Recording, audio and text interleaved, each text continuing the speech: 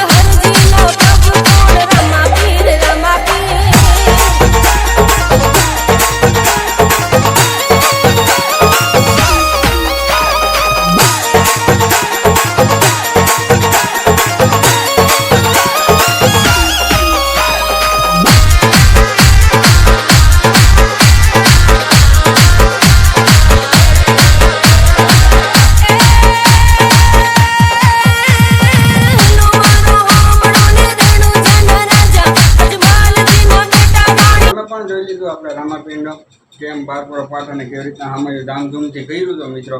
તો હવે તમે અમારી ચેનલમાં નવા લાઈક અને સબસ્ક્રાઈબ કરી દેજો, કારણ કે તમે સબસ્ક્રાઈબ કરેલું હોય છે તો અમારી ચેનલમાં તમને આવા ધાર્મિકના અને કોમેડી બ્લોગ ને બધી રીતના બ્લોગ તમને જોવા મળશે।